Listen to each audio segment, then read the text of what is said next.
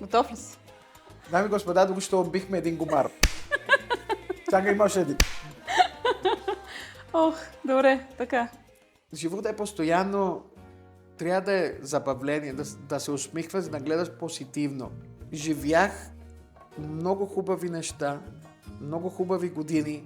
Всеки ден беше хем трудно, хем сладко.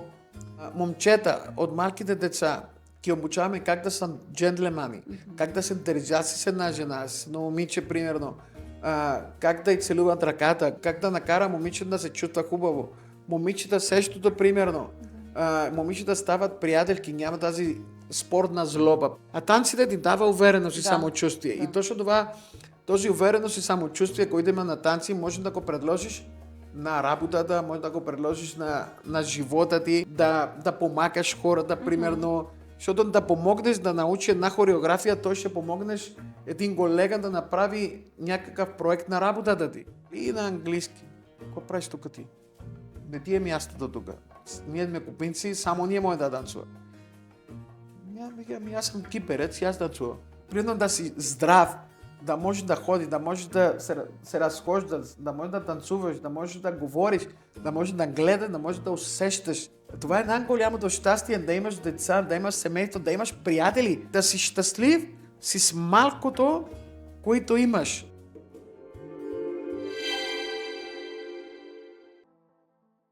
Дали танца лекува всяка душевна болка? Как един човек запали цяла България в танци, ведрина и чувство за хумор и показва, че няма нужда да сме чак толкова сериозни през цялото време. При мен е Памбус Агапил. Той има интервю в майския брой на списание 8 и понеже като един запален по латинотанците човек нямаше как да не го поканя, съм много щастлива, че той прие. Той е организатор на 6 мащабни фестивала, основател на първата латино школа в България Памбус Денси Център, преподавател е в Софийския университет, което малко хора знаят, и създава хореография за холивудския филм Черната Далия. За редица филмови продукции в Балканите също. Ще си говорим днес. Много се радвам и искам да те попитам, понеже за Софийския университет почнахме да си говорим, какво е онова, което искаш децата и твоите ученици и по-големи да запомнят от тебе за танците? Първо нещо, за мен е често удоволствие да съм на списание 8. Наистина много хубаво списание, страодно списание. Така че за мен хора много интересно. Не само за мен, за нас, който пише, а за цялото списание е много интересно. Така че списание 8. Значи какво искам децата запомнят и големите за да танците. помнят. Искам да ги накарам да се заобичат танците. За мен е първо нещо, защото танца е радост, танца е любов, танца е усмивка, танца е енергия, танца е нещо уникално. Танца работи като филтър, който остави само добрината да излезе. Значи лошото все едно, че го спира.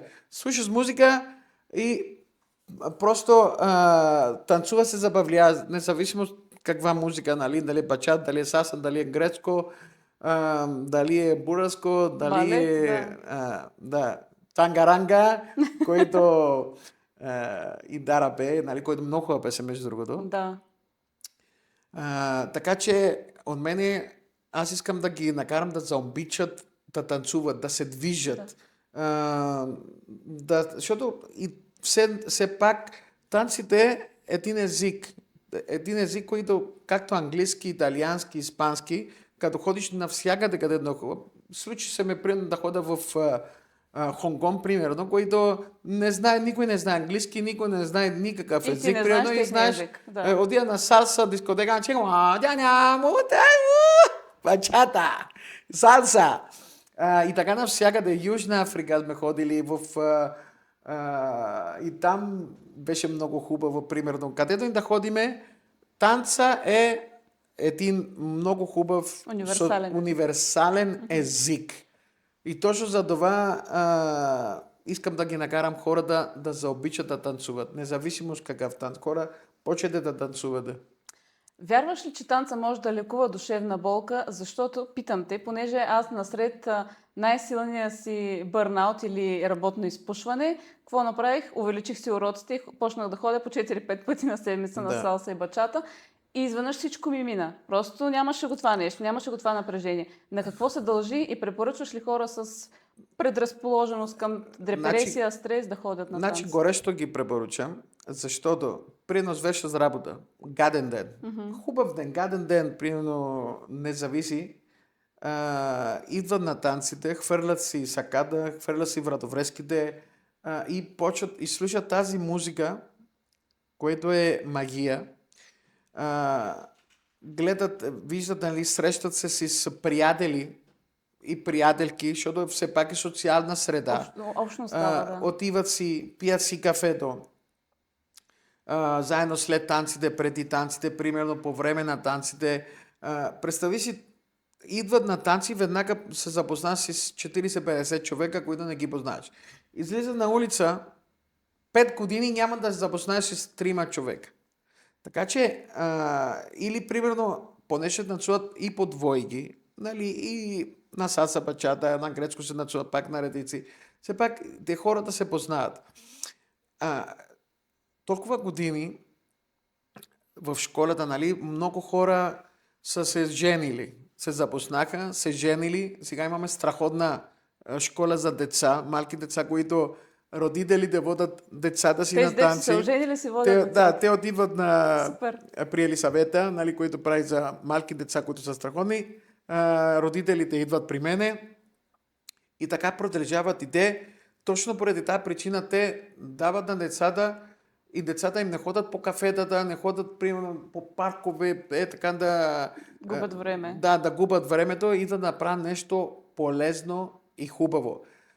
Момчета от малките деца ги обучаваме как да са джентлемани, как да се държат с една жена, с едно момиче, примерно, как да й целуват ръката, как да накара момиче да се чувства хубаво.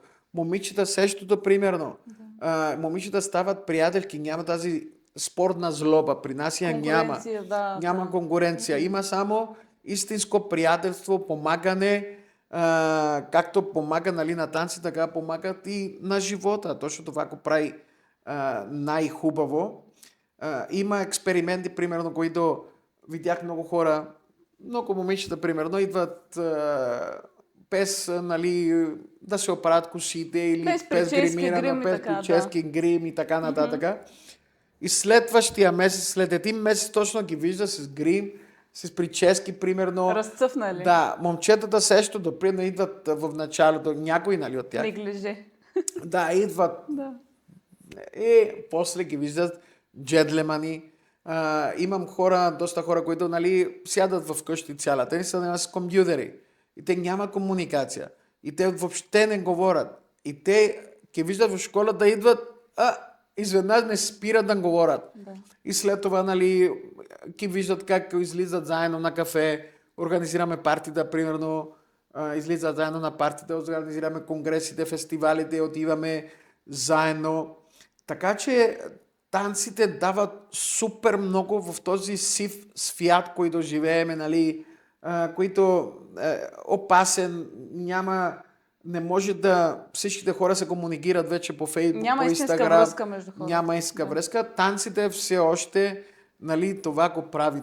Точно за това обичам, нали, да танцувам, обичам танците и опитвам да накарам колкото повече хора да заобичат танците. Независимо с какви танци. Народни, грецки, латино, независимо с какви танци. Нещо, което на мен ми направи прекрасно впечатление, когато започнах, беше, че аз съм едно момиче на 21 век, аз работя, много се справям с нещата и изведнъж някакъв мъж почва да те води в танците. И ти трябва да се довериш. И дори той да нещо да бърка стъпката, ти трябва да го следваш. И си мисля, че това е нещо, което е много полезно, защото ни връща към изконния ред на нещата, Да. мъжа да води и е много, според мен е много полезно и за отношенията на хората, за това да се чувстваш Значи, жена и да следваш. Това, което, ето виж, примера, който даваш сега, това е което каза на мъжете. Вие сте, нали, жената трябва да я накарате да ви се довери, примерно. На степка все едно, че отивате отиваме на една среща, примерно, вие трябва да знаете предварително къде да водите момичето, а не примерно да се чудите. Не, трябва да сте сигурни.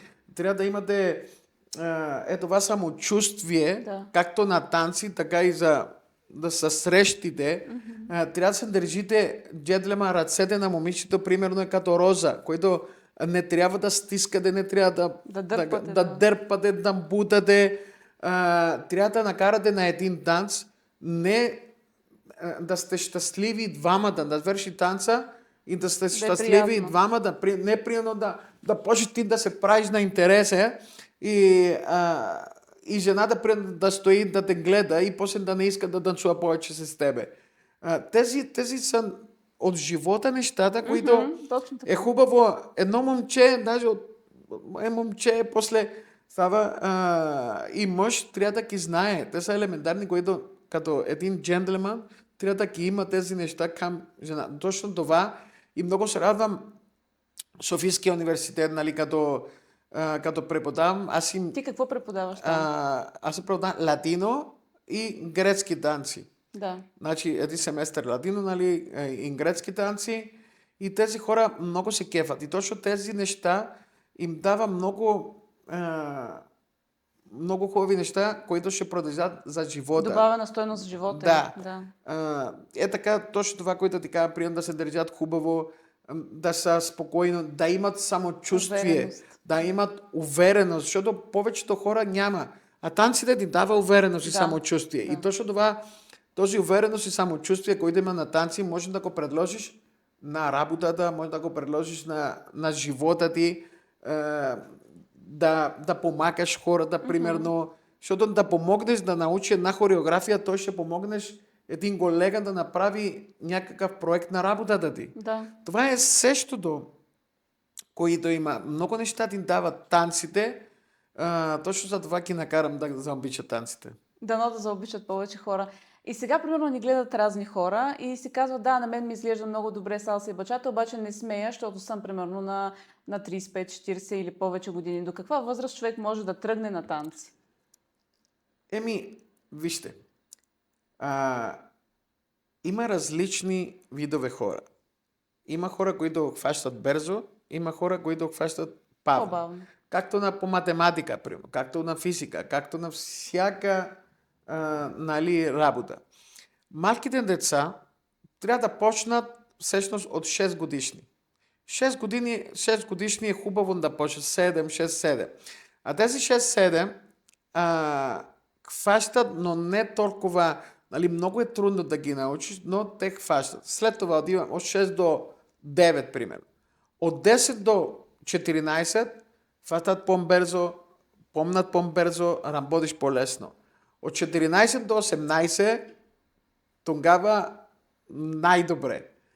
А от 18 до 23, няма човек, който да дойде и да не прави хореографията за отрицателно време. За отрицателно време. Не забравяйме, че българите имат ритъм в сърцето, в душата, така че хващат супер много бързо.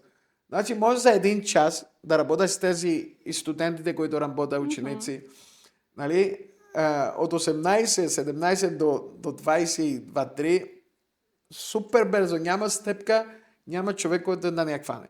След това, нали, от 25 до 35 нормално, примерно хваща си нормално.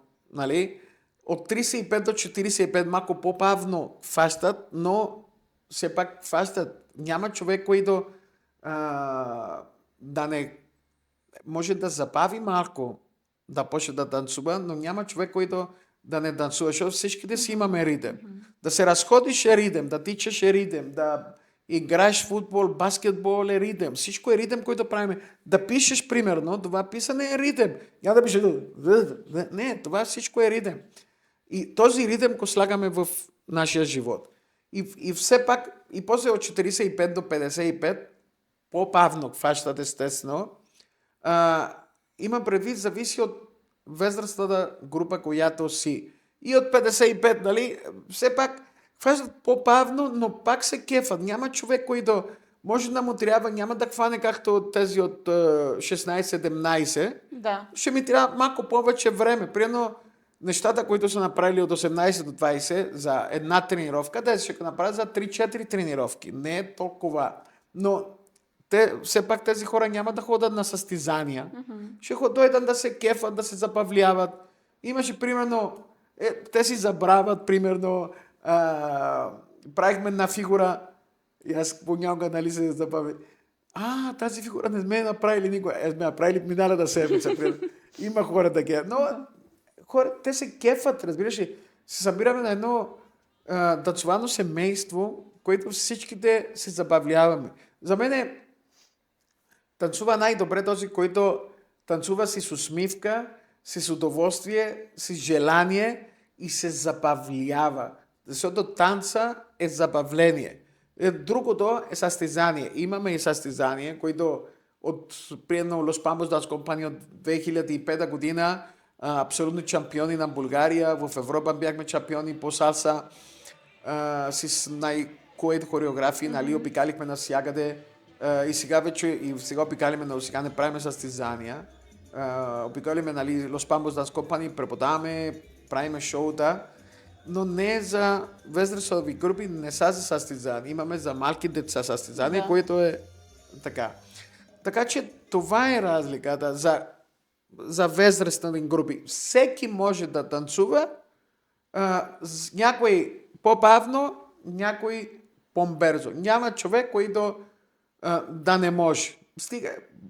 Не могат тези, които, нали, нямат ритъм, който няма човек, който да няма ритъм.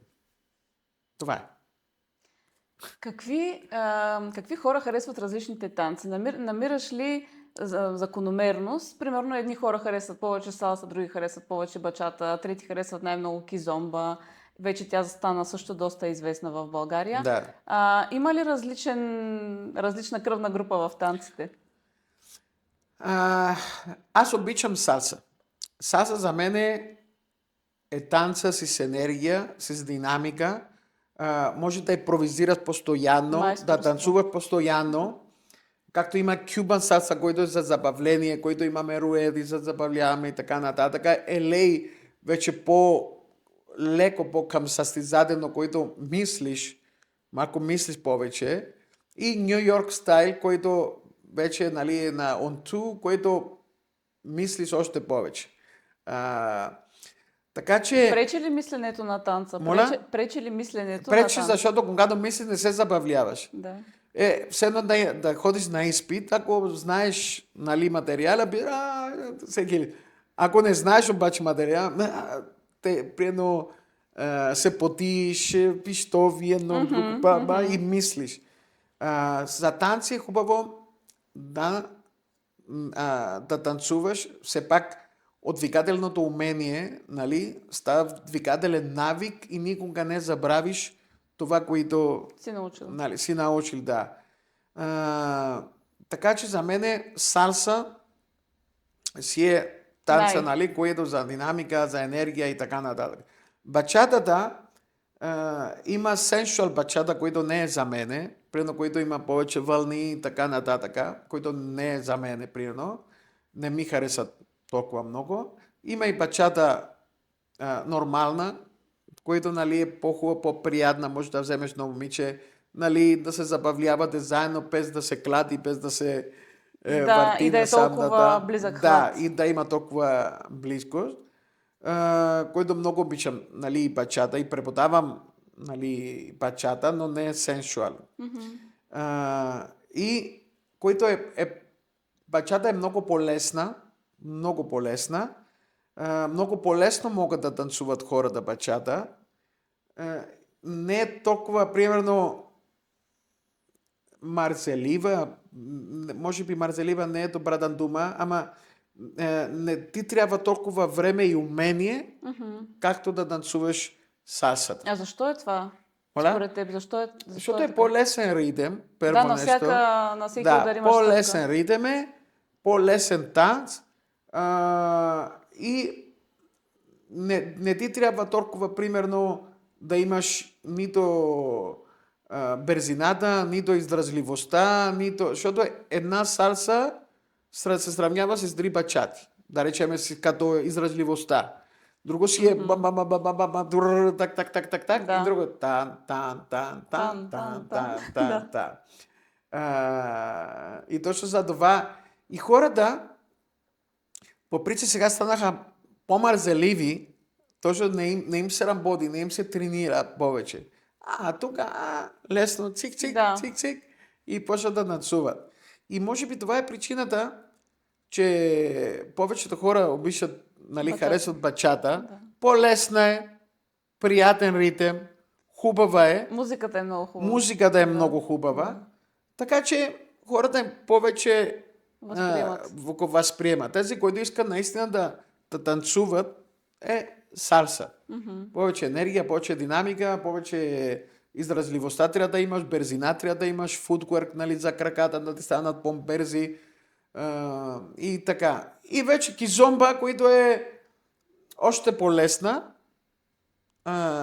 което пак е хубаво, но танца е характера на човека. Зависи от човека. Танца е характера на човека. Аз мога да видя един човек как танцува и да ти кажа, нали, горе-долу, нали, какъв му е по характера. Има по-скрити, по-отворени, по-купунджи, по-затворени, по-така.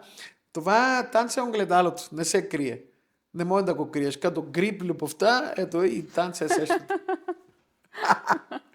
Това беше готино.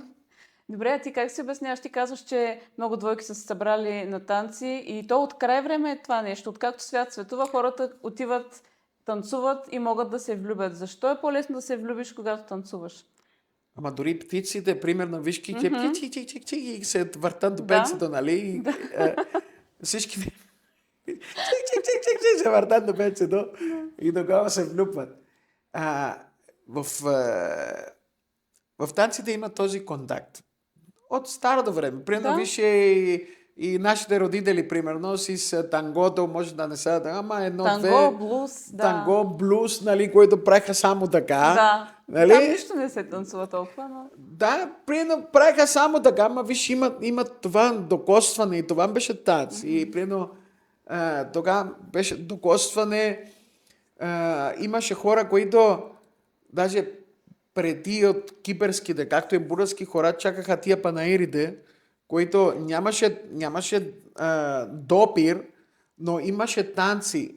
На танците може да погледнеш, без да кажеш, защо ме гледа така?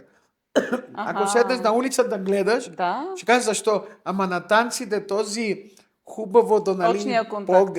очния контакт. Може да няма допир, нали, с ръцете, но очния контакт беше най-хубавото. Да. Тази, виж как ме гледа предно и почнаха тия танците, нали, тия скрити, Намеци, движения, малко, намеци, да, движения, такива, да. които правеха, точно разбираха, нали, че харесва. И чакаха другата неделя да дойде другия панаир или Да, другите събор, празници, другия събор, да се запознаят и да кажат, примерно, да изпратят, не знам дали кой имахте, че тук ако имаше да изпратят, примерно, че сина на ето кой си искат да се жени, дай да ги женим. Сватове? Да, Сватове се да. изпращат, да. В България по същия начин е било и когато има, примерно в неделята хоро или някакъв празник, събор, ако, нали, някой си е харесал някоя, може да си се хване до нея и тя разбира, че нещата са... Да, точно. Да. Всичко започва от танци и свършат до танците. И понеже, нали, има този близък контакт,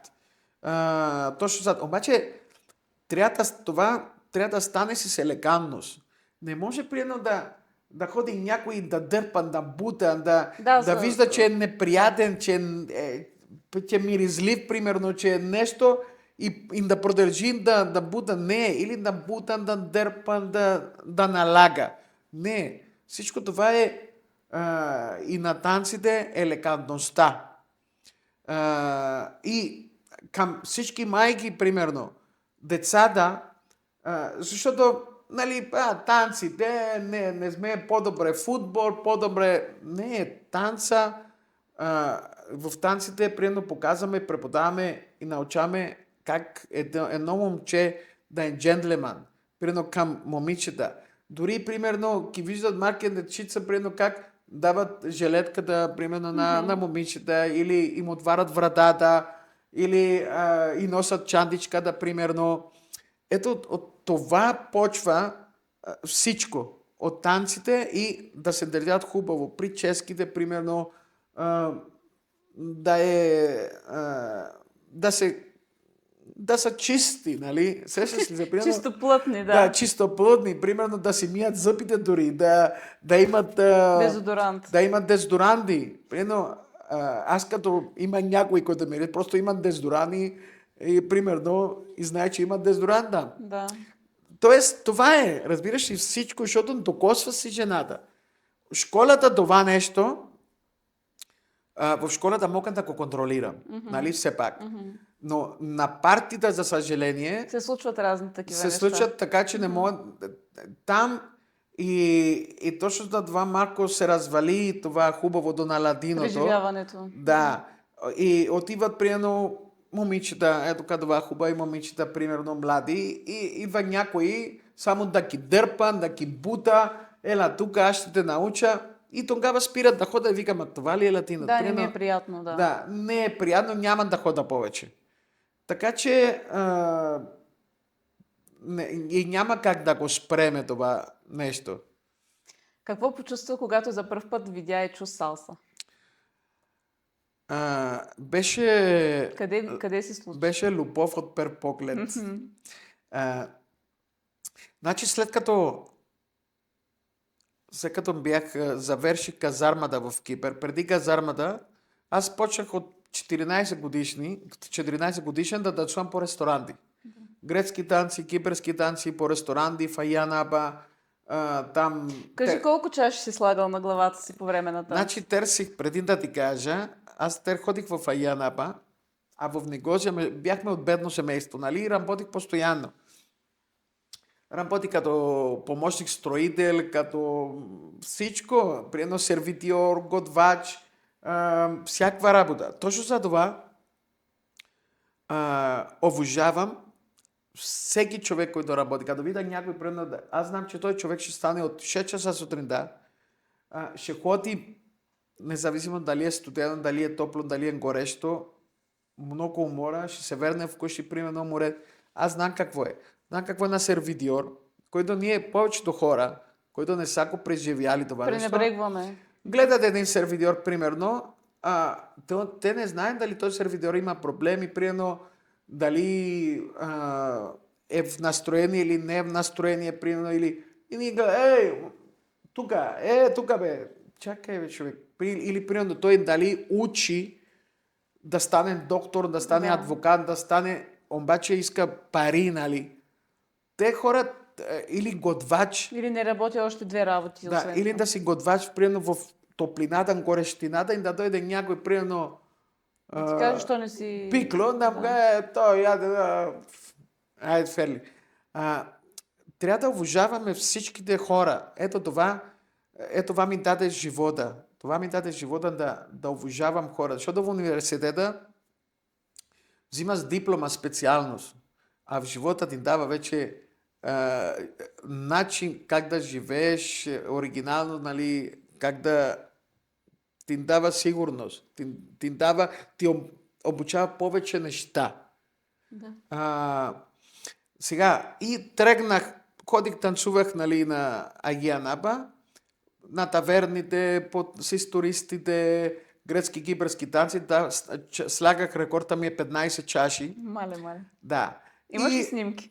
Имам снимки, между Може да другото. пратиш Не с да 15, с 8, 10 снимки. 10, че тогава нямаше телефон. Да. Имаше апарати само. И тръгнах за Англия. След казармата. Обикалихме, между другото, с моя професионален състав, който беше в Кипър. Аз бях и солист, обикалихме целия свят. Целия свят ги обикалихме. Гледахме, примерно, различни танци с фолклорни, кипърски и грецки фолклорни, и оттам се запознах и с български фолклорни, и с всичките, нали.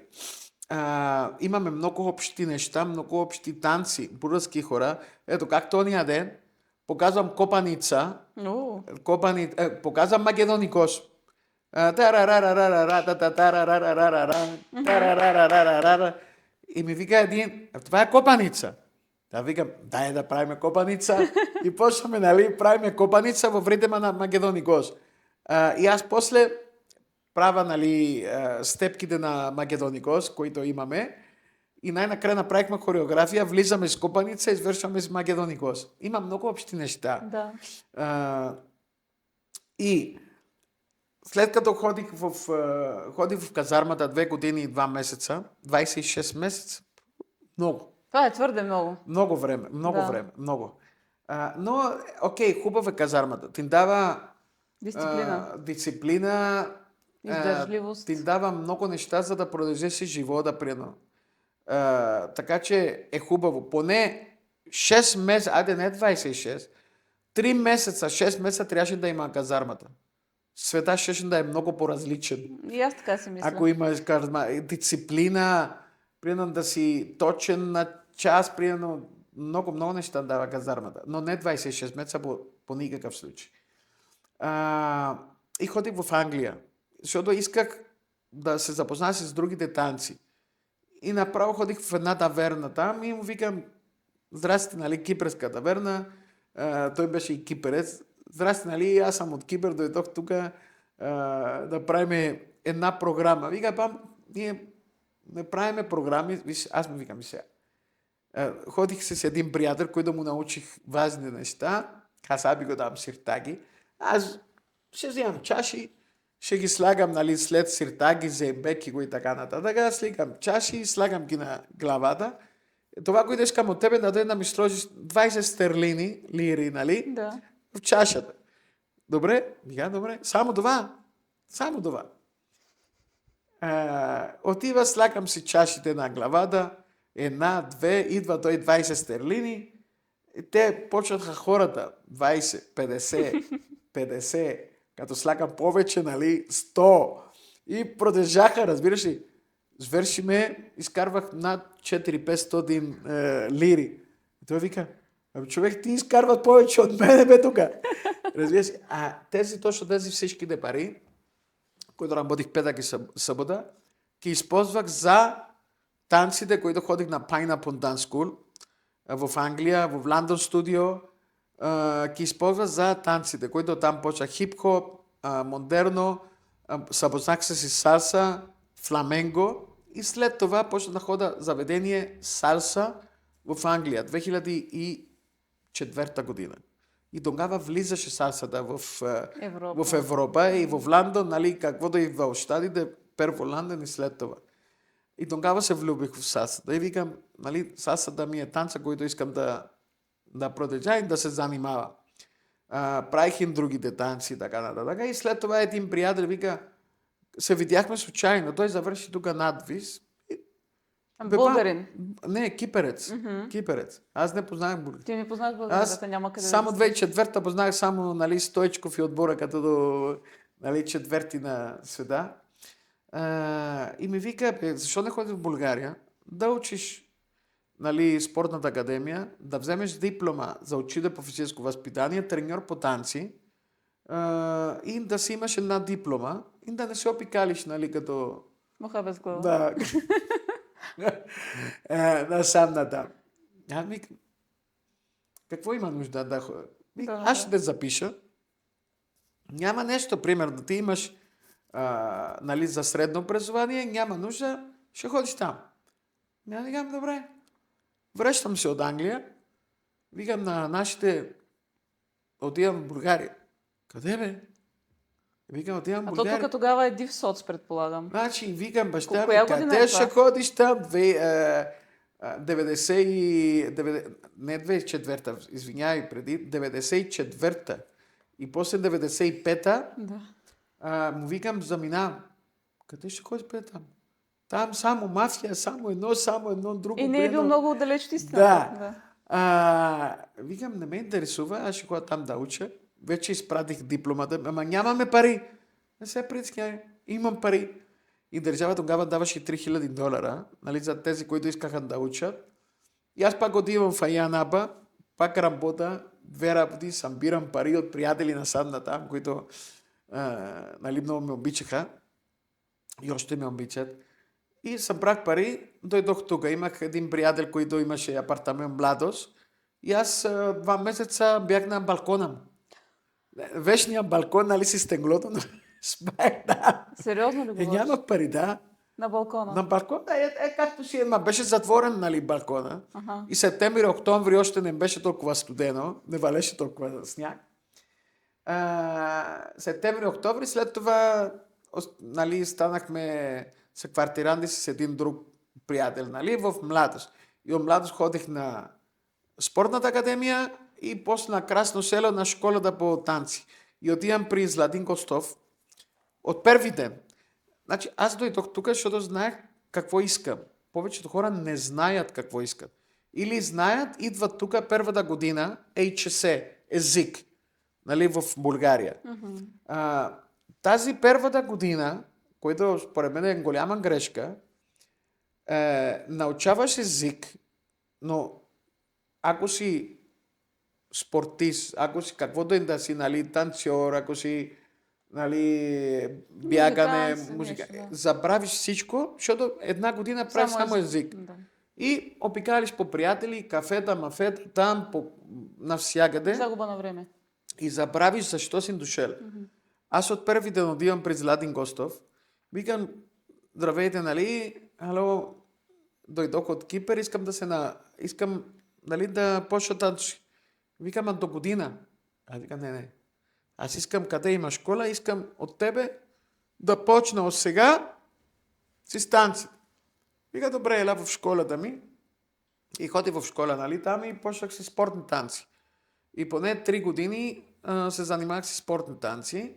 Походихме по състезание, насам, натам и така нататък, което беше много хубаво. 3 години не сам се приправях в Кипър. Първите 3 години. Беше ли ти тежко? Липсваше ли ти дома? Значи, дойдох имах цел. Да. Примерно да се концентрира върху танците, да науча езика, който на държавата, защото тази държава ни дава образование, ни дава семейство, ни дава обичта, ни дава приятели. Аз искам да науча първо езика. Никога няма да говоря като българин, нали, все пак не... Да, То така е по-чаровно, да. виж, хората те обичат точно заради това. И първите години с едни приятели, ходихме първата година приемно в Боровец. Останах, нали, там, един приятел вика, къде ще ходиш в това? Вика, никъде няма. Не, ти идва с мене. Колега, идва с мене в Боровец, нали. Другата година отиваме някъде другаде и те бяха и аз бях един с българите. С приятели, с колеги, които още сме приятели, още се виждаме, приятели сме много добри приятели. Докато другите се събираха в една къща сами, гърци, кипърци, примерно, и никъде не ходеха. Точно за това си тръгват от България, дори български не знаят. Още по-голяма грешка. И за да имам и пари, фанах работа на Дионисос на Бузукя Дионисос над Сум. И тогава, нали, една вечер дойде и мафия, почна, нали си. Сериозно? Да, искаха, нали, застраховката. И почнаха не на мен, на това. И чаках автобуса в 5 часа сутринта да тръгне автобуса, за да вземем да ходя на Младост. Но това ме научи как да гледам живота с други очи, да уважавам хората, да уважавам парите, да знам какво е да нямаш пари и да го постигнеш това нещо. Аз това исках. Не исках нищо готово. Никой не ми е дал нищо абсолютно готово. И нали, точно за това почна от чашите да ми кажеш и аз ти разказах тази история. И точно за това стана прехода, нали, от Кипър, Англия, преди много държави и тук в България. Това. Ако искам, мога да продължа и тук или искам да ме питат нещо. Искам да те питам за така забавните ти, най-големите ти куриози в различните ти пътувания? Примерно, знам, че си бил в Куба и си живял като кубинец там. Разкажи малко за Да. това, кои такива Значи, екшън истории. имаме едно видео, което е хубаво да го пуснете, който съм Ще облече ми го като изпратиш. Зулу. Зулу, нали? Зулу там, тия африканци. Да. Нали? От племето. Да, в Да. племето, да. Когато ходихме в Африка, Южна Африка, и се облях като Зулу. Има там един Зулу, аз направя там с племето. Много беше забавно, супер забавно. Трябва да го пусна. Виж, живота е постоянно, трябва да е забавление, да се усмихваш, да гледаш позитивно. Точно за това, и ще се върна на въпроса ти, точно за това, сега, ако ме пита някой, примерно, искаш ли да бъдеш пак на 15, на 20, на 30, на 40, аз ще му кажа не иска. Защо? Защото живях много хубави неща, много хубави години. Всеки ден беше хем трудно, хем сладко. Като почнах от училището. Не искам да се върна пак в училището, нали? Беше сладко, хубаво. Университета, казармата, после супер много, което ще говоря след малко, труд, за да постигна това, което, нали, сам, и да си сам в една чужда държава, да нямаш абсолютно никой да те помогне, примерно, и да го постигнеш това. След това да преживееш тези неща с усмивка, защото всеки ден беше борба за оцеляване, преди, нали, борба за оцеляване, но всеки ден с усмивка. И на всяка година трябва да я живееш и да се кефиш и да се радваш. Точно за това да не се върна аз сега и да кажа, искам на 20 години не направих това, трябваше да го направя. Не, искам да направя нещо, аз веднага го правих. Няма нищо, което ти да си иска да не си го Няма направил. нищо, което да не правя. И сега за Куба, като ми каза да ти разкажа за Куба. Да. Що отиде в Куба, първо да те питам? Като дойдох тога, 96-та година, 5-та година, и почнах да хода по саса клубове. Да. А тогава имаше много кубинци. Кубинци бяха като секта, латиноамериканци. Само кубинците можеха да танцуват, само кубинците правеха партита, имаха една маса, булерките, нали, момичета, ходеха там само на тази маса, никой друг не можеше да танцува, никой не позволявах да танцува. И аз опитам, нали, така парашутист от никъде, Ходиш и каниш някой на в клуб танци. и отивам, гледам, и почна да танцува. И всички жени така. Аз танцувах, нали, кубинци, нали, само се върта наляво, надясно, като това не е, че кубин, иначе може да танцува. И аз, нали, правя фигури от Англия, като делят так. Ме гледах. После идвам друго момиче, идва, може ли да... И аз така да си кажа. Кубинците така се събраха. Нали, идва един, говореше на испански, аз говорих малко, нали, и на английски. Какво правиш тук ти? Не ти е мястото тук. Ние сме кубинци, само ние може да танцува. Аз съм киперец и аз танцувам. И после се запознах с Шейни, който ме много добри приятели. Шейни беше на Линея Латина. Линея Латина правиха първите партита и най-хубавите партита. Линея Латина, заедно с Пепи, с Боби, правиха най-хубавите партита. И той българин, нали, ме видя, че бях. Вика, my friend, don't worry, не се притеснявай, приедно. Аз ще говоря с тях. И се запознахме с Шейни, и още го благодаря, нали, и той ми каза, хора, няма проблем. Няма проблем. Да. Приедно една човек се запознахме и точно за това не саме били. Не саме били. Щяха да те бият ли? Да, всички да биеха, да. И спестихме първото биене. И как оттам замина за Куба? След това ще дойда и до Куба. Добре, Имаме ли време, да. Да, ще дойда и до Куба. След това, 97-8 година, Шейни ми каза, защото после 96-7 прино танцувах, се забавлях навсякъде. И после Шейни ми каза, мамо, защо не искаш ли примерно да преподаваш малко степките, така преди партията, защото губинците пред те не са сериозни. Аз им казвам, ту идват, ту не идват и не знам и аз какво да направя. Не се прескня Шейни, аз съм тук. Колко пари искаш? Не искам пари. Дай да отвориме нещо да правим и после ще дойдат пари. И отворихме нещо първата школа на медицинската академия, заедно с Линея Ладина. И беше голям успех. Половина да плащаха, друга половина да плащаха. Аз просто исках да имам опит и да показвам това, което знам, нали? И защото като завърша да хода в Кипър или нещо, да го е. И тогава почна, бях първи, нямаше друг, нали, кипереца, който преподава латино. Всичките списания, телевизия, почна Гала, Ники Канчев, нали, навсякъде, после направи карнавали по улици. 5000, първо 50 човека, първия карнавал по Видошка, 50 човека ни гледаха като извънземни. Тя какво правят сега тия тук? Аз, нали, идвам от карнавала, Кипър, Гърция, нали. Втора година 200 човека. Трета година 5000 човека. Четвърта година с камион и с цяла Видошка беше с канала.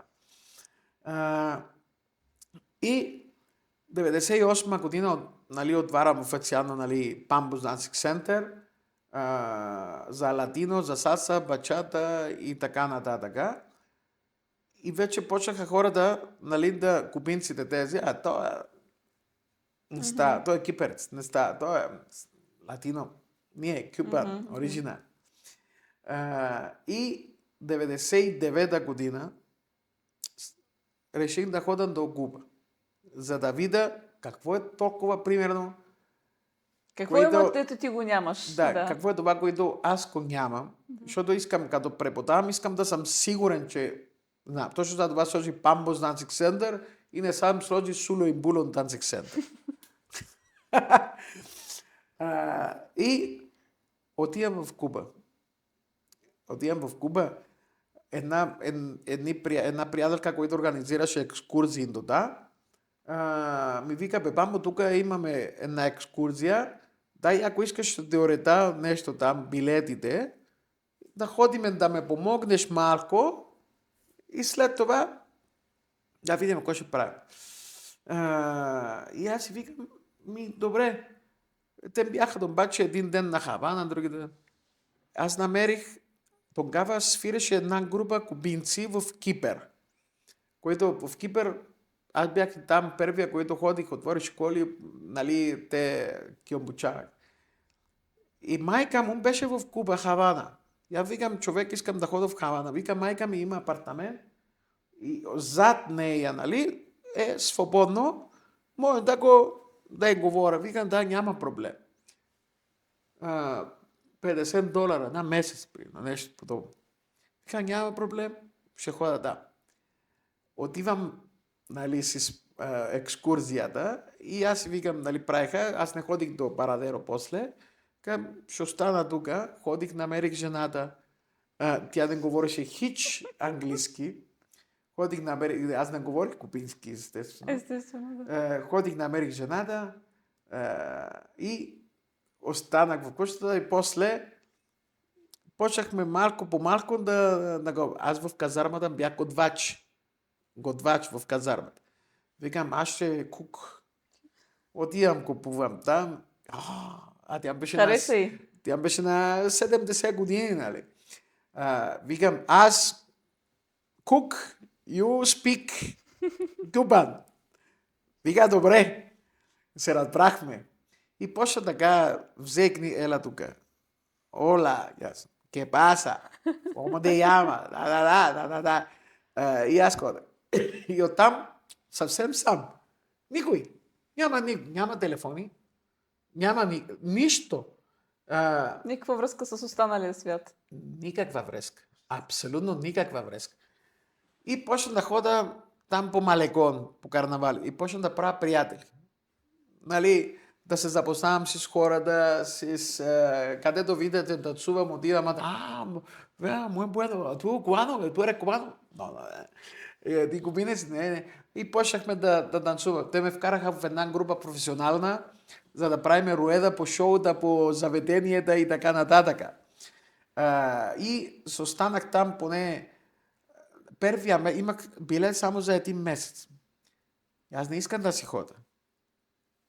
На нашите им звънях след 2 седмици от една кампинга и аз си казвам, добре съм, всичко наред. Бам. Жив съм. Жив съм. Готвех в кошти с тия билети, които жената носеше яденето, защото нали, купиците имах билети, като купони. Тя носеше, аз готвех. Тя ме научеше нали, испански. И приятелки, нали, които се запознах там, ме обучаваха и после приятели, направих много приятели и отивам на летището, викам, не искам да си ходя. Отивам на летището, викам, има ли как да сменам билета, примерно нещо? Не, вика, има, трябва да... Имах пари малко, нали? Там нямаше как да работя, да вземам пари. Да. Вика, да, има. А всички, жената, бабата, рев, като си тръгнах, пам, къде отиваш? Ти си станал като син. Да. А там най-смешното, човек, исках да се науча от най-добрия. И викат, най-добрия в някакви планини. И ме вземе комшията. Какви планини? Сега ще ти кажа, вземе комшията за румба, искам да на румба, лаванго, някакви приено. Там няма школи. Който им да каже, приено, там няма школи. Или по улица, или домашно, това, което направих, аз и после на участие. И отиваме в едни мотори, които спирачки нямаха и спирахме така да спирам гумата с обувката. И отиваме по планините, някакви там имаше с тенди или как се казва, с палатки. Да. Нали? Да намериме Тони Туендес, нали? Който беше в Европа и щеше да се верне. Както и да е. И после намерих те мулатас де фуего, някакви жени, които бяха много, нали, възрасти. Правих румба, ланго, правих руеда, правих кюпа, всяка вечер по заведения. В Куба е много хубава, много, обаче супер труден живот. Даже аз имах $100. $100 е една, нали, хартия $100. Да, една банкнота. Банкнота $100. Да. Аз като нямах други пари, нали, ходех с банкнота на някакви пиле. Имаше пиле и беше пилето с картофите, беше $1. И аз им давам, нали, $100. No. Викам, нямам други. Ето, $100, нали, да ми го смени. А $100 тогава бяха $1000. Нямаше кой да... Добре, яш. Окей.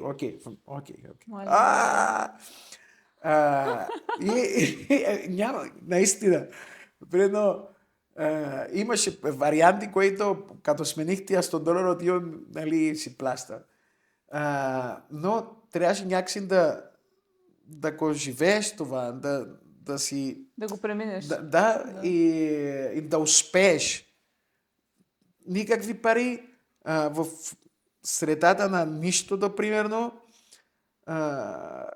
Хора, и после, друга смешен случай, дойдоха едни кипърци пак от екскурзията. След 3 седмици.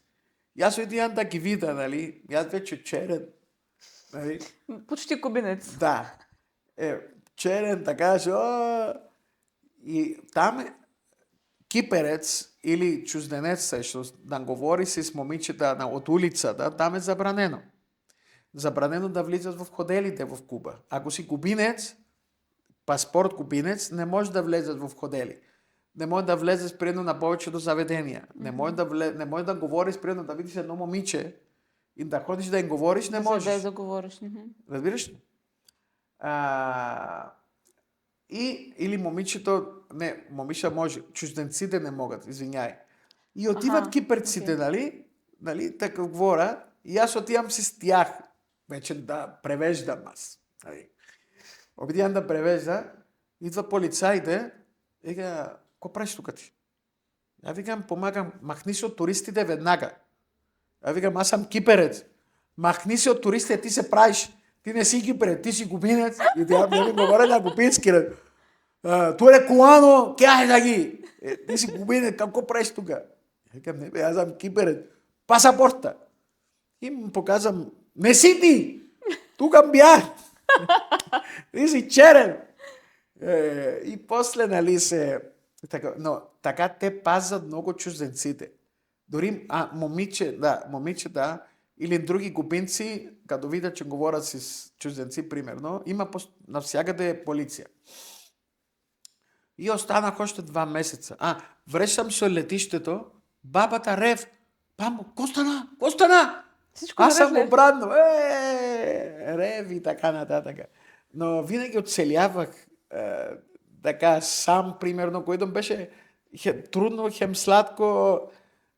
Не знам сега дали бих го направил, но Да, беше... ако знаеш, че ще минеш през всичко това, щеше ли да го направиш пак?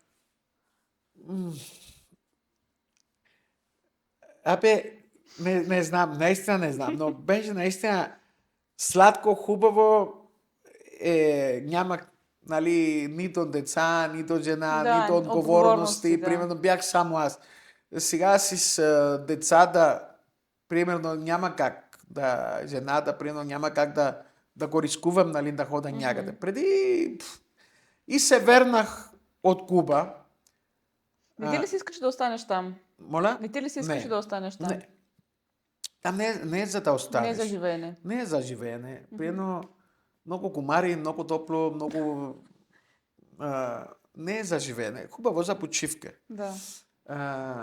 И се върнах в България и вече, нали, супер... И аз вече знах какво е кубинец. Те тук казаха, ние си имаме 3 школи в Куба. Къде имаш 3 школи в Куба? Те живеят... да не кажа как живеят, примерно. Разбираш ли? Не някакви документарни, нали, филми показват какво е Куба, какво е Хавана, как живеят кубинците.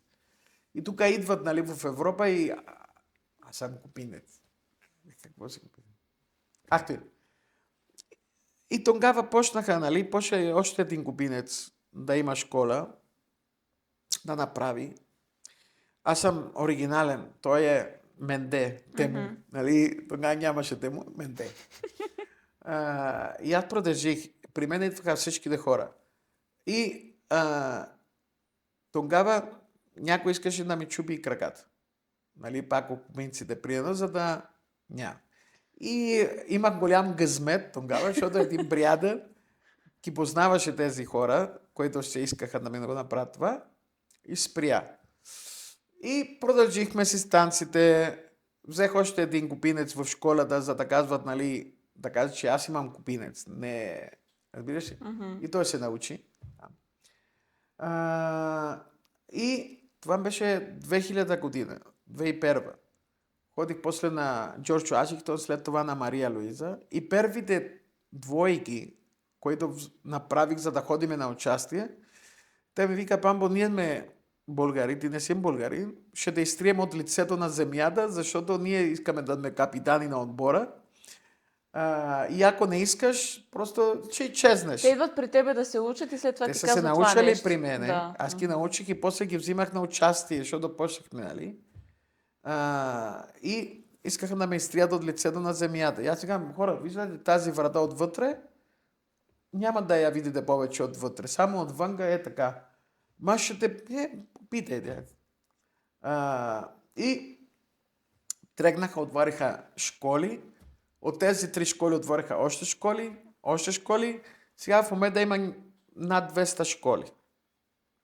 По латино. Над 200 школи. И това беше причина да хода в Куба. И хората вече, нали, знаеха Бамбо Латино, нали, 2003, 2004, 2005, карнавалите, всичките списания, всичките телевизии, всичките, нали, журналисти. И деси моята приятелка, която много я обичам, от екип гости на Слави, Да. ми звъни, не я познава. Вика, здравейте, аз съм от шоуто на Слави. Вей седна. Искаме да дойдете на шоуто.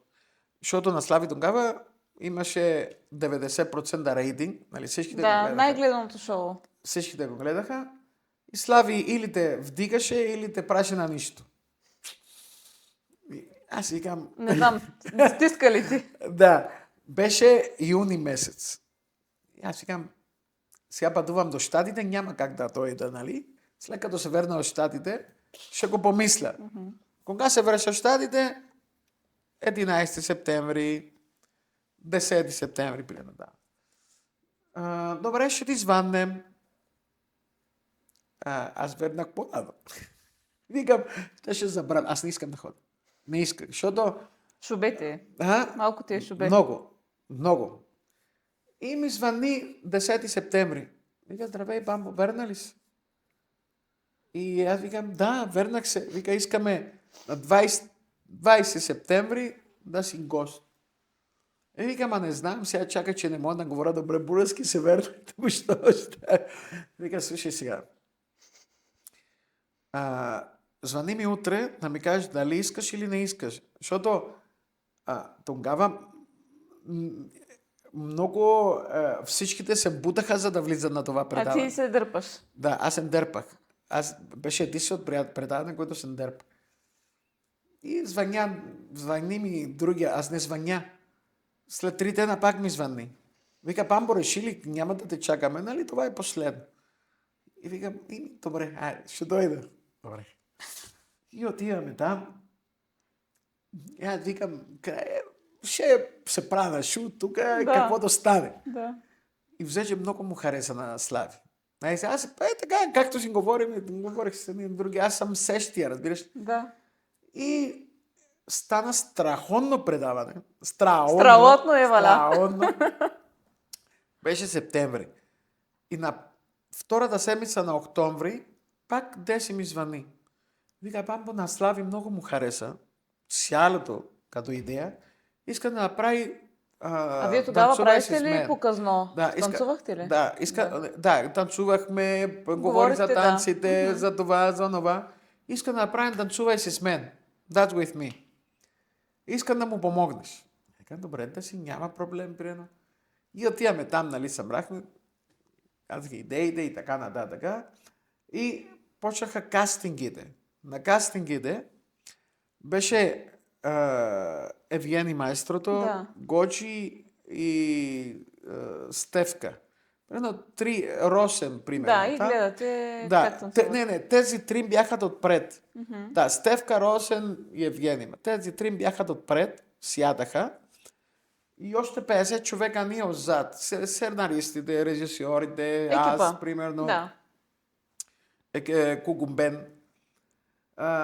И влизат, нали, участниците. На прослушване. Как се казваш? Да. Какво правиш? Да. Мене беше скучно. И влиза другия. Как се казваш? Къде работиш? Той вика, работа в там, където мият колите. Автомивка. Автомивката. Ти танцува. И танцува нещо скучно. И аз не издържах. Аз викам, добре, чакай. Я танцувай, все едно, че миеш колата и танцувай, примерно все едно държиш, нали, това за маркуча и миеш колата, направи нещо това свободно. И почнам да прави всичките леши. Разбираш ли? Това искаме от тебе, аз да викам. Това шоу искаме, а не ми прави някакви глупости. Не го гледна. И после приедно другия, пак същото. Направи нещо. И вика Евгений, Памбо, я ела тук, бе, човек, какво си там? Я ела тук да има шоу, какво правиме ние? Никой нищо не казва. Само как се казва. И тогава почва, нали, и това скасе, мукни си зросе и някакви други варианти. Тогава стана, нали, вече много яко. И почна предаването, което още по-хубаво. Си Слави се карахме уж, нали, с вицовете, с едно, с друго.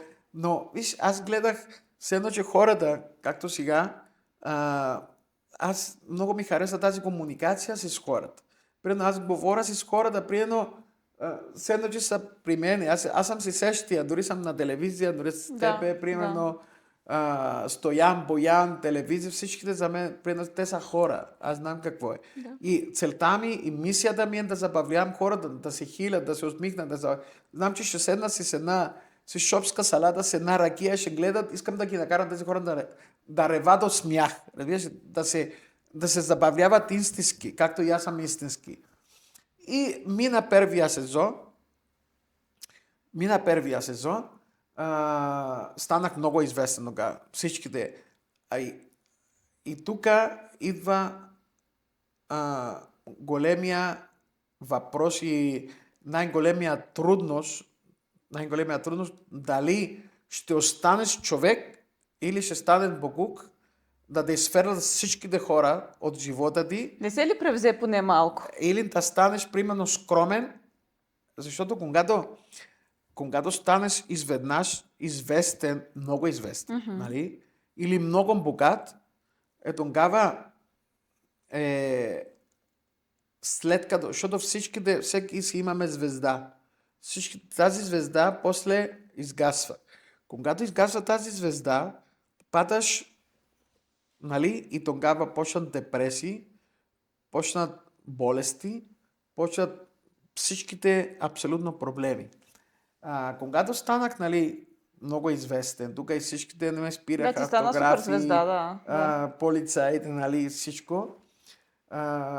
Малко, съвсем Не си се самозабравил, ама малко не знаеш как да реагираш. Да. Защото те гледат, трябва постоянно да си усмихнат. Примерно, има време, които не може да се усмихне. Примерно, имаш проблеми, болен си, примерно. Защо? Отиваш някъде, и ти трябва да си така, разбираш, и дори да не искаш.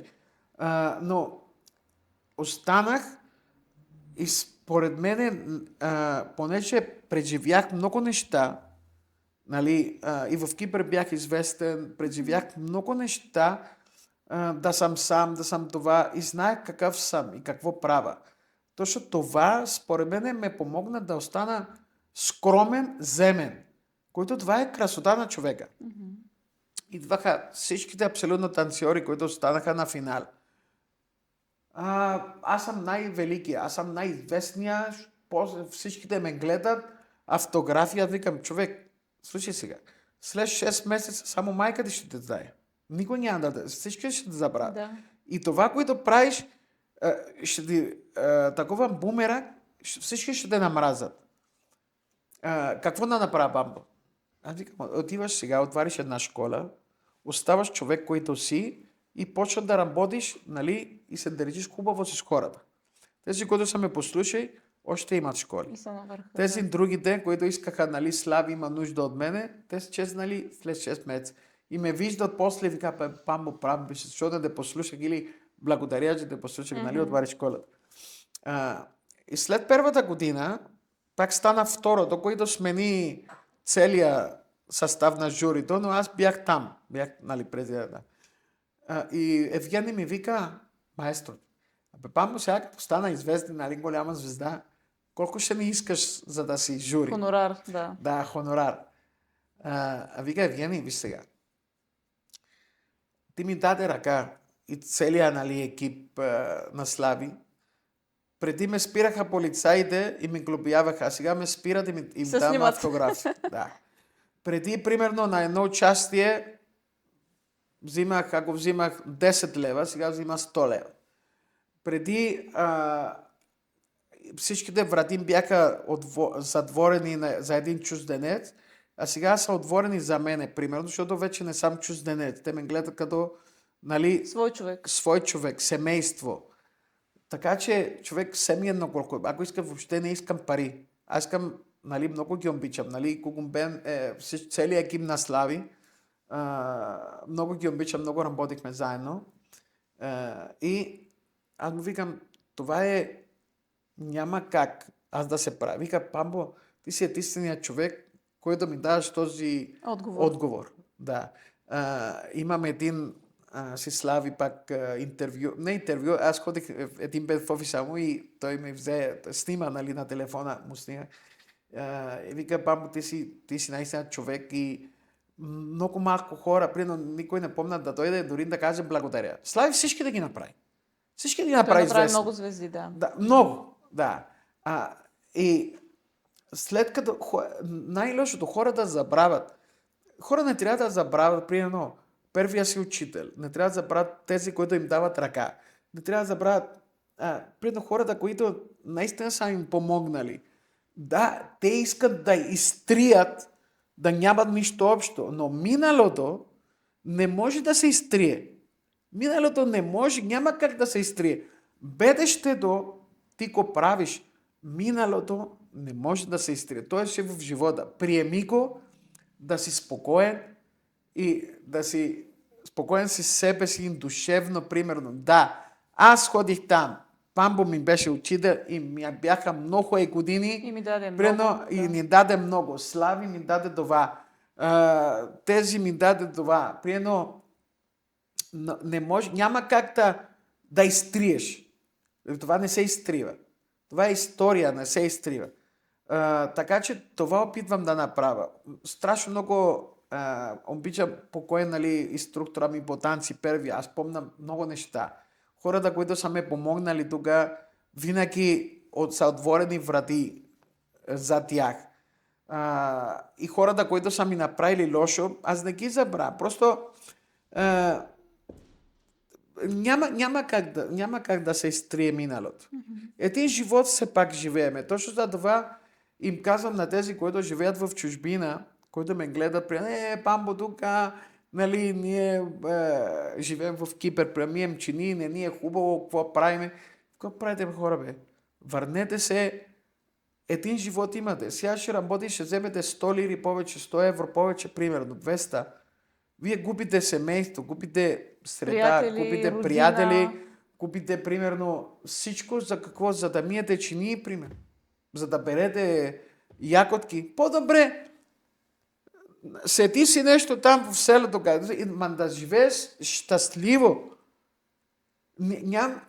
Това не могат да разберат хората. Примерно, че не му трябва много на човека. Аз знам, че не ми трябва много. Примерно, защото бях такъв.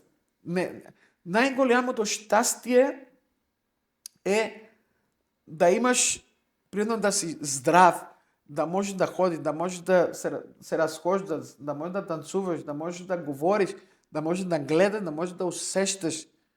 Това е най-голямото щастие, да имаш деца, да имаш семейство, да имаш приятели, да можеш да... Ето това, а не и да си щастлив с малкото, които имаш.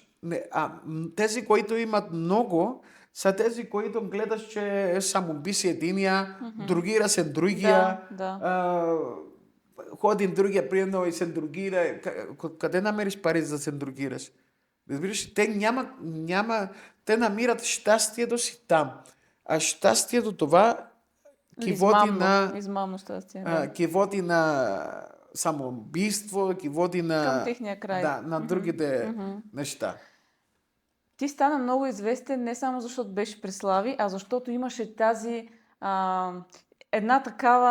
едно обаяние и това, че винаги си много положителен и хората много ти се смеят. И аз много искам да ти разкажа една история, която вчера разбрах. Една моя близка, като разбра, че ще ми гостуваш, ми каза: аз искам да ти кажа нещо. Какво се случи? Един път гледах Памбус в едно сутрешно предаване. И тогава имах паник атаки. Каза, че момичето е страдало от паник атаки. Това е много тежко състояние по принцип. И в този участък от живота и са били зачестили доста. И каза: и аз го гледах този човек и така се смях и толкова ми стана хубаво, че реших, че ще съм като Памбус. И реших и всяка вечер преди да си легна, гледах разни карнавали и танцови фестивали. И всъщност така тя се е помогнала. Затова това е силата на твоето излъчване и на твоя положителен дух. И дори хора, които не познаваш, ти нямаш дори представа как си им помогнал. И мисля, че това е много красиво. Благодаря на всичките. Ето това е. Това е удоволствие. Да даваш радост. И хора, Брено, ако станеш сутринта, аз съм щастлив, усмихна се, Брено, и тръгнат по улици да си щастлив, ще си щастлив. Ако си станеш и гаден ден навънка, много гадно бе човек, те ще ходят, гадно ще ти бед. Гадно ще ти бед. Няма как да си щастлив. Да, имат проблеми. Всичките хора имаме проблеми, примерно, но ти нито ти липсва ръката, нито краката, нито имаш болно дете, нито имаш болни семейство, защото едни от истории в Англия, пак като нямах пари, аз ходих и чаках примерно последния ден да стана, да свърши срока, за да го вземам със себе без пари. Ходих, после сядах с бездомните. Всеки бездомник има една история, между другото. Знаеш колко истории са разказали, как бяха всичките щастливи, след това, нали, ги изгони семейството, или почнаха с наркотиците, или Хазарт някакви... понякога, да. Ето, и примерно тези, които се правят на машкари, ети нямаше око, примерно, ко стана, ходи в дискотеката, се прави на мъж, той дойде примерно с една бодика, бам, и вече няма око, или примерно и другите. И те си с бомбойща, по-добре, остави ги. Добре, извинявай безплатно. Разбираш? Добре, извинявай, аз съм. За какво? Ти не знаеш другия какъв лут е, разбираш, може да си най-добрия каратист, примерно това, обаче не знаем дали няма да извади един пистолет и какво оставиш зад тебе деца, майки, семейство, роднини, приятели, за какво? Защото искам да се правиш на мъж. Не мога да го разбера това.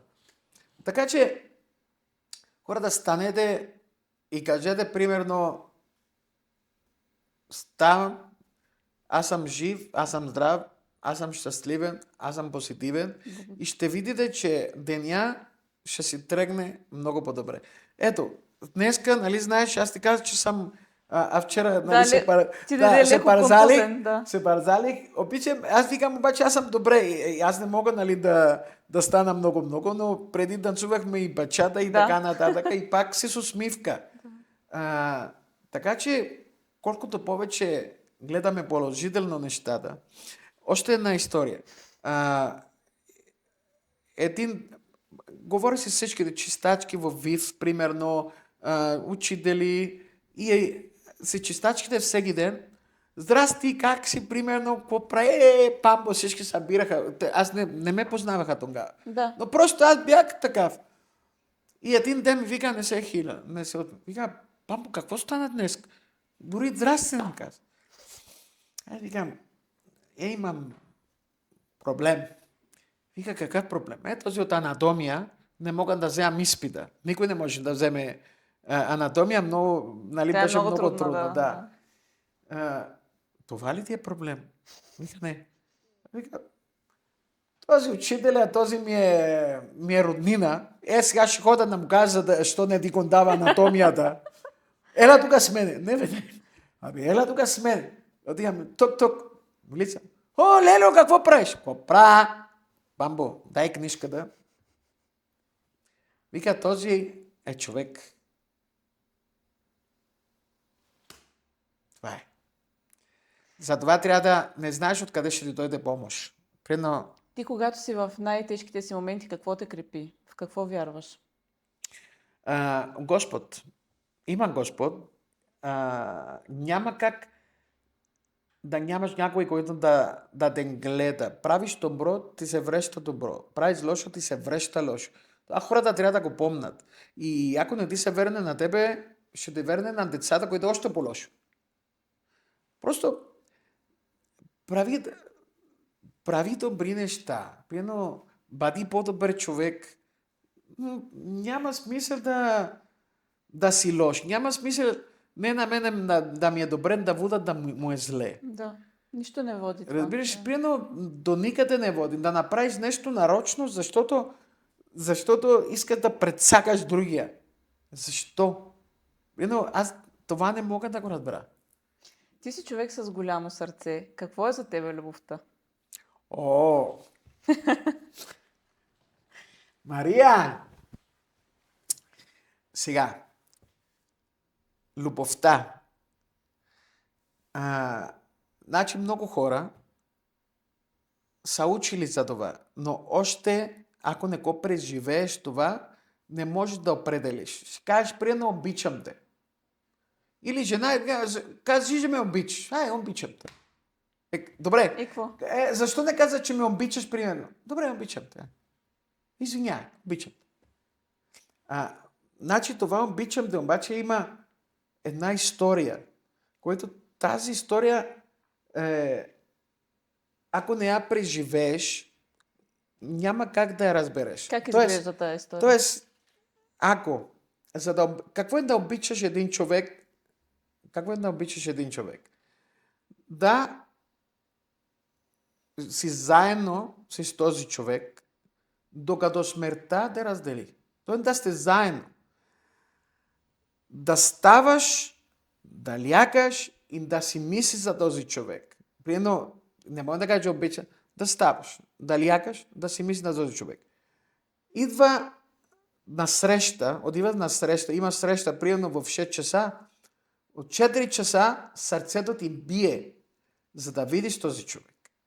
Отиваш си човек, ти си най-щастливия човек, а този човек на тази среща може да те накара да ревеш, да те накара да си нещастен. Точно това се казва радост и дъга. Да не искаш да ходиш по никакъв случай примерно да гледаш, да ходиш с друга жена, да си с друга жена, не, да си с друг човек. Този е човекът ти. Примерно, да се заедно, да не изневериш, по никакъв случай не ти се щен да изневериш, да сте заедно, да си мислиш за този човек, да носиш дори нещата на този човек. Може да не прави тениска, да носиш постоянно да си този човек и да показваш навсякъде любовта ти за този човек. Да ставаш навсякъде, да не те е срам. Обичам този човек. Обичам този човек. А този човек само да ти кажа кой е. Кой е? За мен и за всичките фенове, дами и господа, за мен е Омония, футболния ми отбор. И това истински любов, нали, какво е да каза, че обичаш, може да го разбера съвсем сериозно феновете. Примерно, може да учиш 100 години, но да не разбереш какво е любовта. А може да си фен на Левски, на ЦСКА, примерно, на Омония, на други, и тогава разбираш какво, защото те не можеш да спиш. Разбираш ли? Ти няма да видиш мъж да реве за една жена, но за един отбор ще видиш мъж да реве. Не ми казвай, че обичаш отбор повече от жена. Не, различно е. Естествено, че е различно, но имаш такъв човек, който обичаш по този начин, нали така? В живота си. Имаш жена, която обичаш по този начин и това нещо си го преживял и към човек, не само към отбор. Да, моята жена, нали, обичам, както и децата ми, нали, ги обичам, но не е същото. Не е същото. Примерно, като губи отбора, примерно, отивам вкъщи и спа. Ако се карам с жена ми, отивам вкъщи и почвам да мренга. Разбираш ли? Не бе, съвсем различно е. Да. Различно. Но точно това, което никой левскар, примерно, да го разбера, няма да изневери да ходи с ЦСКА. Ти видя ли някой левскар да ходи с ЦСКА? Някой от ЦСКА видя ли го да ходи с Левски? На мачовете няма ли да ходят 2 часа преди да треперат сърцето, примерно, и да чака? И видя ли някой, примерно, който да не е точен? Разбираш, никой мъж или жена няма да са точни, примерно, на срещата. А те, най-хубавото, те знаят къде ще бъде срещата. Стадион Василевски или на Герена. Разбираш ли? Или армията. Или армията. Няма да търсиш, нали, ресторант и да ходиш и така нататък. Така че, хора, наистина, ако ме пита някой на мене какво е любовта, какво е обичам те, тези неща са. И ако обичаха всичките мъже или жени същото, както обичаме отборите си, които не знам защо така, тогава нямаше да има нито един развод, Изневяра. нямаше да има изневяра, щеше наистина да живееш с един човек, докато смъртта те раздели. Представяш, примерно, има ли да го, помисли го, има ли такова нещо или не, Мария? Абсолютно. Аз също съм футболен фен, така че... Нали? Да. Примерно, играе, примерно, Левски ЦСКА Омония, примерно, няма как да сложиш други срещи. Бизнес срещи, дори за милиони. Няма, тръгваш и отиваш на матча. Тръгвам, отида на матча. Може да се върнеш от матча, може да ходиш до болница. Примерно, баща ми, той е на 80 години, Да е жив и ние здрав. ходихме на матчове от 5 годишни. Той ме водеше от 5 години. Той сега, дори сега, примерно, не може дори да гледа матча. Той се притеснява. Разбираш, той хваща, нали, трепери и хваща мотори и се опикали, докато свърши матча. На сватбата на брат ми... Да, разкажи за този случай, това е много любимо. На сватбата на брат ми играеше Омония с един друг отбор и точно тогава беше финала нещо. И беше в 4 часа. 6 часа беше срещата. А в 4 часа беше матча. Ние не сме ходили на матча, нали, ще все пак и хващахме брат ми с колата. И слушахме матча в радиото. Вие сте слушали матча В колата. Да, в колата. От 4 часа, викаме 6 часа ще свърши. Идеално. 6 часа ще ходим там. И какво става? Тоест и брат ти за собствената си сватба закъсня, за да Да, слуша матч и и то по брат ми. радиото. Значи, бяха братя ми, баща ми, примерно, майка ми чакаше там на църквата. Нямаше телефони, нямаше нищо. Да. Ние в колата слушаме матч. 6 часа допълнително време. Продължения сте играли. Продължение. Да. 6 часа свърши матча. Да. Продължение. Правим, нали, да спираме на това. Баща ми каза, не, продължение. И ние обикалиме в църквата. Майка ти знаеше къде сме. Елате тук. Вика, има продължение. Стана 6 и половина, нали, 6:40, а всичките вече нали, почнаха да се пак да си тръгват. Какво стана, примерно? Колко часа закъсняхте? Моля? 2 часа сте закъсняхте. Вече беше 40 минути. 40. 6:40. Ха-ха-ха, дуспи. Оставаме. Бихте ли поне на този матч? Бихме на този матч. Добре, хубаво. И после отиваме, нали, правихме пак обиколки, казахме, идваме, правиме една обиколка, нали, всички, идваме, чакай, че идваме, сега идваме. И най-накрая към 7 часа, който попа вече свали расите, свали всичките да си тръгне, 7 часа отивахме на сватбата. Аз бях много голям фан на Омония. Даже екитката Thirainha. Агитката, да. Да, агитката. Аз я кръстих Thirainha. Примерно, точно за това имах едно много голямо интервю. Сега бях в Кибър, за да вдигнем купата на Омония. Поздравления. Мерси. Имах едно много голямо интервю. Имах супер много приятели. Даже написах специално песен за Омония, като Сиртаки, който всичките го нацуваме и тук го нацувахме. Но е човек, който обичам за винаги и никога няма да изневера. Дори си с друг отбор. Примерно другите, нали, ако си на ЦСКА, може да си с Арсенал, с Ливерпул, Манчестър и така. Аз нямам друг отбор. Ти само Омония. Само Омония. Да. А обаче, виж, интересното е, че първите 10 години от 95-та до 2005-та някъде нямахме тогава нито радио, нито телевизия, нито нищо. И се концентрира върху кариерата ми. Аз забравих всичко. Забравих за матчовете, забравих за Омония, забравих за Кипър, забравих за абсолютно как. И после пак, нали, стана така, че дойде Омония Дукан на Царско село и почне пак да говорим за Омония. И историята пак с Спас Джевизов, който ми е приятел. Един невероятен футболист и секар. Той ми беше идола. Номер 9. И аз играх номер 9. Го виждам в ВИФ, спортната академия. Пращаме му поздрави, ако случайно ни Да, гледа. да. Го виждам в ВИФ, той ни беше идола, разбираш ли?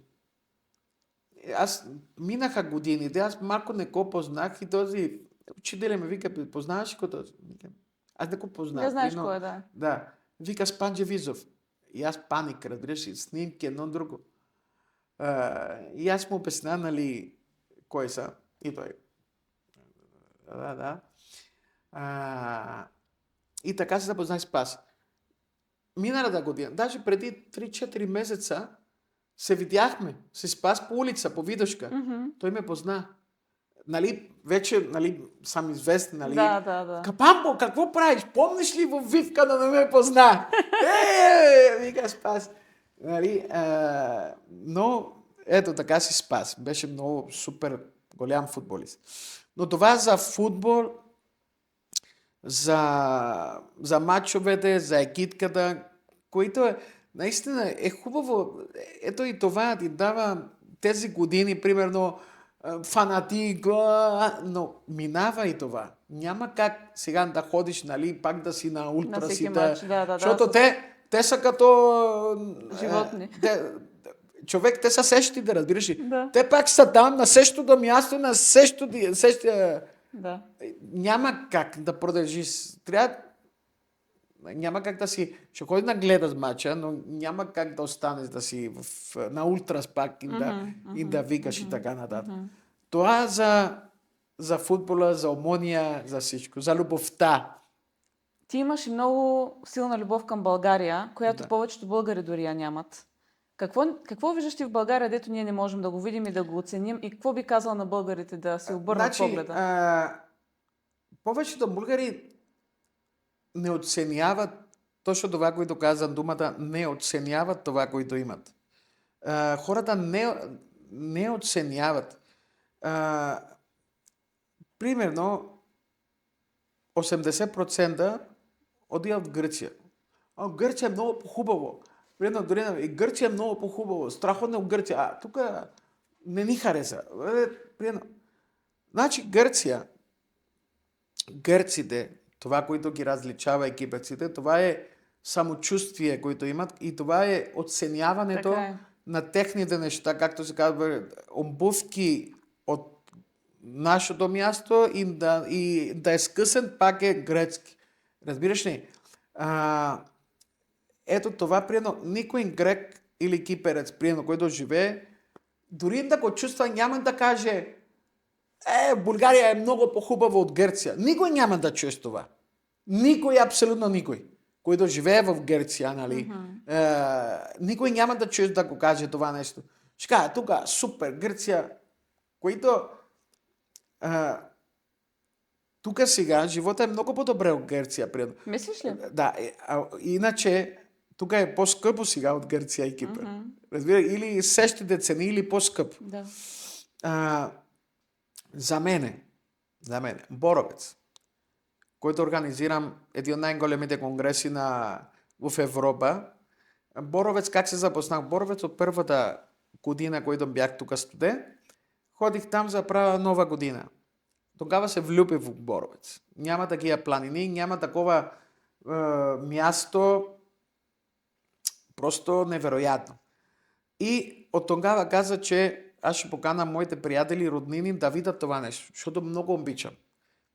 И след 10 година, 2007, направих фестивал, за да покана моите приятели, приятелки, роднини,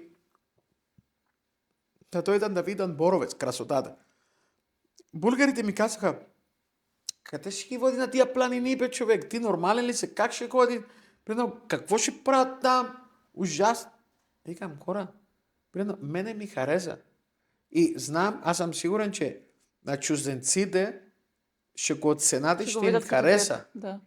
Аз знам, аз го гледам от страната на open mind, нали? Ще им хареса. А за морето какво мислиш? Сега, чакай. Да? Добре. Значи, идват тук, 2007. Има хора, които бяха на 18 години, бяха им първите участия, първите през още идват. Разбираш ли? Значи вече Боровец е на 19 години тази година и още идват хората от първата година и водят приятели, водят приятелки, водят да видят тази красота на Боровец. Разбираш ли? И Банско, нали е хубаво и така на Памборово, но мене Боровец много ми хареса. Иначе другите ще ти кажат, отиваме ние в Австрия, какви яки. Да, бе, човек, ходи си в Австрия, няма нужда да го рекламира. Рекламирай си Боровец и ходи си в Австрия. Е това, което направи. За морето. Sunny Day. Няма такъв плаж. Никъде Слънчев бряг. Sunny Day. Sunny Day. На Златни пясъци. Преди Златни пясъци на Варна. Златни пясъци. Такъв плаж, пясък, Пясъка. толкова няма. Кипър имаме само Фиг Трипей в Продарас, който е на 200 метра. Разбираш ли? Гърция са само камъни. Къде е морето в Гърция? Тук-там. Тук-там. Да. Тук-там има, да.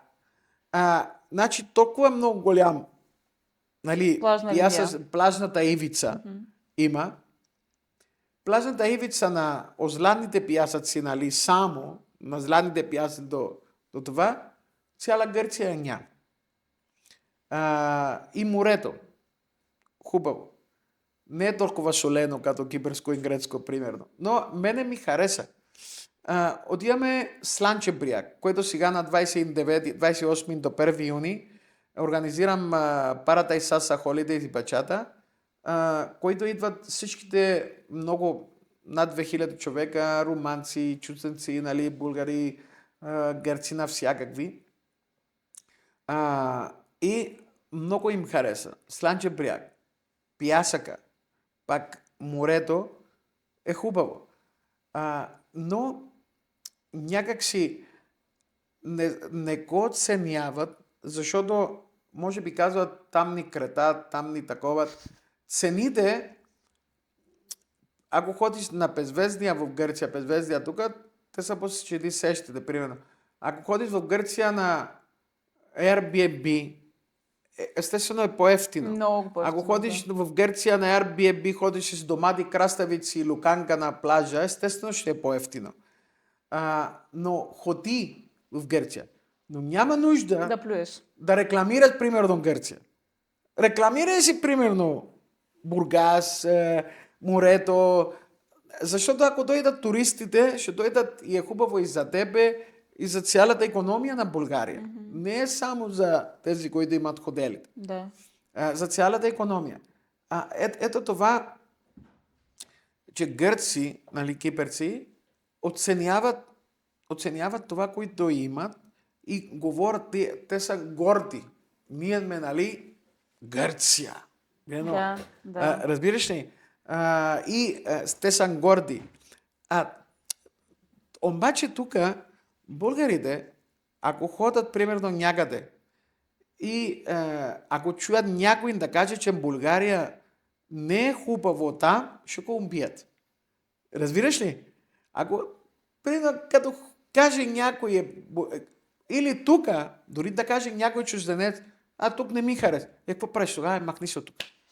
Разбираш ли? Ама е хубаво да го рекламират, примерно да оценяват и да каже, не бе човек, тук е супер хубаво, много хубаво. София няма такава. Примерно София няма такъв град, хубав, спокоен, с всичките тия, които са се появили, нали, имигранти и така нататък. Хубав, спокоен, красив град, хубави хора, седиш, пиеш кафе, спокойно, хубаво, приемно, мене много ми хареса. Наистина, супер. И от всичките държави, защото обиколих целия свят. Ако ми каже някой, къде искаш да живееш, с ръката на сърцето ще кажа в София. Съвсем сериозно. Къде иска да живее? В София. Но има някаква мода с тези, които завършат, примерно. Ние ще ходим в чужбина. Добре, какво ще прави в чужбина? Англия. Все е ужасно. Наистина, примерно само имигранти. Нещата се промениха вече, не е чак толкова добре. Белгия. Опасно. Гърция. По-добре да не чуеш новините какво се случва, примерно с убийства, всеки ден. Прино, Кипър, окей, хубаво, половин остров, всеки ден там проблемите. Тук е средата, София е сърцето на Балканите. Солон 3 часа, Сърбия 3 часа, Турция 3 часа, Румъния 3 часа 4. Разбираш, всичко е тук. Близко. А тези искат по някакъв начин да изгонят децата си, да ходят. А фирмите идват тук. Разбираш? Да. Фирмите идват тук, А ние си тръгваме. а вие искат да изгонят децата си да ходят някъде. Защо? Не бе, остави дете да си щастливи тук, бе, човек. Къде кой изпраща, примерно, няма да... няма да вземе Диплома. 2000 евро, примерно, ще вземе 2500, ще вземе 3000, които ще е нещастен сам в една къща в 4 стени, защото знам какво е да си сам. И за това, хора, гледайте първо щастие, да, е хубаво работете, нали, хубаво да работиш, но гледай им да си щастлив, да направят. Искаш да си ходиш на матча, ходи на матч. Искаш да ходиш на езда, ходи на езда. Искаш да си вземеш кола, да ходиш на морето, ходи на морето, намери нещата, които те правят щастлив. Не прави неща, които правят щастливи другите. Защото другите, ако си болна, никой няма да дойде, освен, нали, майка ти там, няма да дойде и въобще не кой интересува. Даже се кефи, че си болна. Примерно, затова ти направи нещата, които на тебе да те направят щастлива. Те какво ще кажат? Какво ме интересува какво ще кажат, бе? Аз като бях, примерно, мене, дате ли ми някой, примерно, един домат, една краставица, примерно, да ям, когато нямах пари, или когато нямах какво да облека и ходих на килограма да си вземам дрехи да се облека. Дате ли ми нещо някой? Така че аз ще правя нещата, които ме правят щастлив мене и семейството ми. Не ме интересува какво ще кажат други. Няма да правя, нали, глупости, но аз искам да ходя на разходка на парка. Аз ще ходя на разходка. Искам да се карам колело сега. Карам колело. Искам това, което ме направи на мене щастлив. Много ти благодаря за този съвет. И кажи ми сега, освен Слънчев бряг, има ли други предстоящи събития? Не, това Слънчев бряг е предстоящ събитие, които искам да покана пак всичките хора на Слънчев бряг. Хотел Котва ще бъдеме, Paradise Сасапачада Гизомба Холидей. Ще бъде много хубаво. 28 май, 1 юни. Елате да танцуваме, да се забавляваме заедно. И така, хора, не се притеснявайте да почвате да танцувате. Изпращайте децата на танците, защото танците дават хубаво. Основа. Дават основа. Те са магия. Дават децата по-щастливи. Не мисля за глупости. Не остават си телефони, таблети, които това е най-голямата грешка на един родител. Да даде телефона и да му играе се там и да не кой интересува. Да. Поне да има някаква социална среда, да си говори, да се радва, да се кефи.